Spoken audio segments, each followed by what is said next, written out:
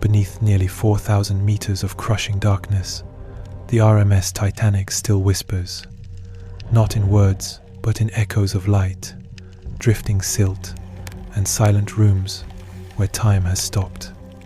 This is not a story of tragedy, but of what remains elegance, sorrow, and beauty preserved in the cold eternity of the deep.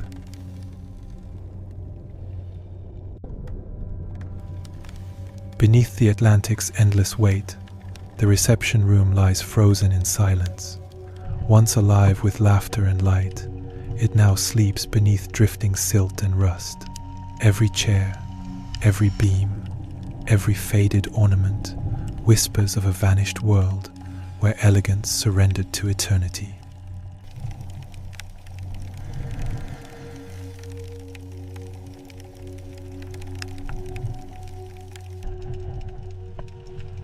Where fine china once clinked and chandeliers sparkled, silence now reigns. The grand tables are broken, the silver tarnished, yet the grace of the dining saloon endures in its stillness, an echo of warmth preserved in the cold embrace of the deep.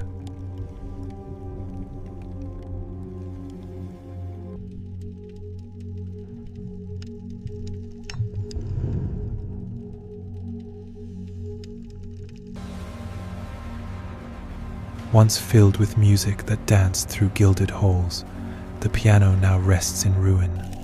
Its keys are gone, its voice long extinguished, yet something in the water still hums the ghost of a melody that refuses to die beneath the waves.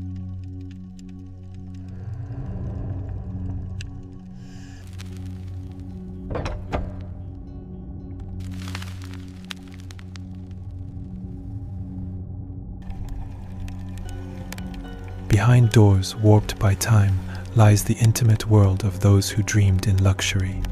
The beds are twisted, the fabrics dissolved, but the air feels heavy with memory. Here, the silence of sleep never ended, only deepened.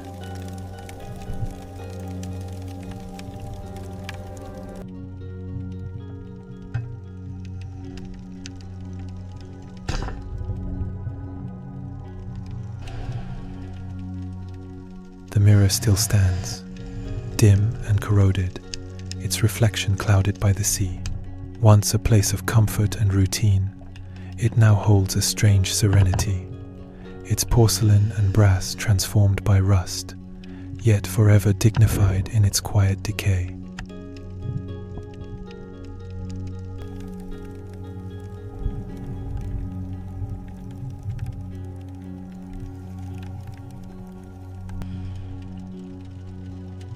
Teacups and silver pots rest beneath a century of dust, their reflections faint under the ROV's glow. Here, conversation has turned to silence, and time has steeped into stillness. The lounge remains poised, graceful, and eerily calm.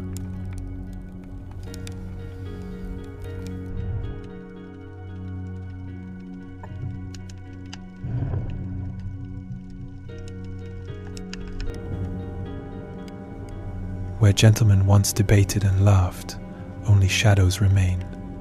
The air, once filled with smoke and stories, has thickened into darkness. Every corroded chair and cracked emblem speaks of a room where confidence became dust.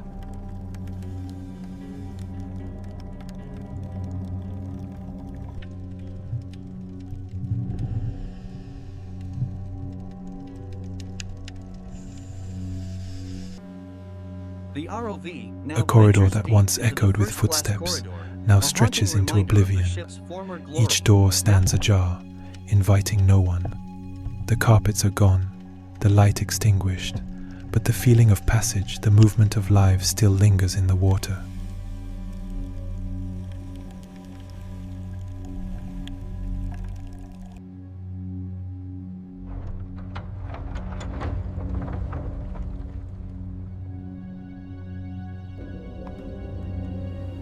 Among rusted shelves and frozen letters, the weight of human words still rests.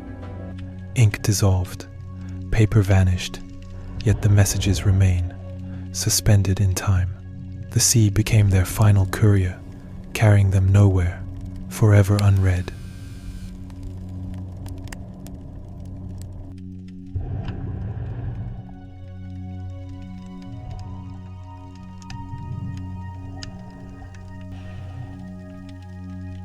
The tools of daily work lie silent irons, tables, and tubs encased in rust.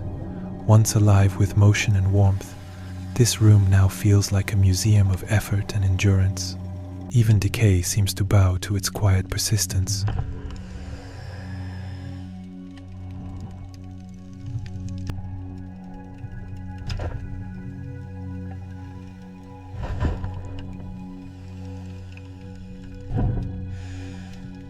Once the beating heart of Titanic's power, this chamber lies still, its wires torn and gauges frozen. A place that once crackled with energy now hums only with the sound of the deep.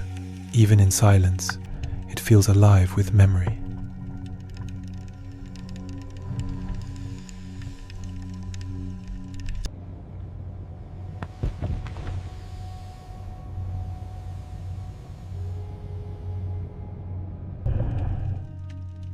The bottles remain, their labels fading beneath a film of coral and dust.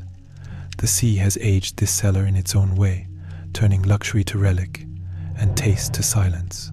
Here, time itself feels drunk, swaying softly in the dark.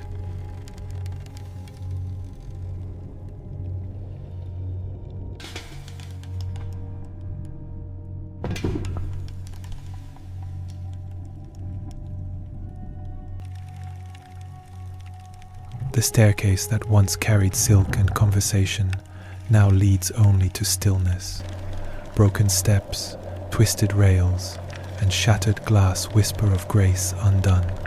Yet even in ruin, its curve retains a kind of eternal poise.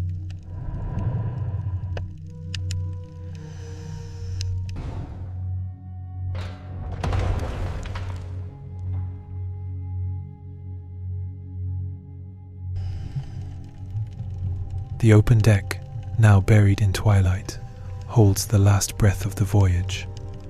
The railings lean into the dark, the ropes lie brittle, and the sea hums softly against the iron bones. It is not death, but an unending pause.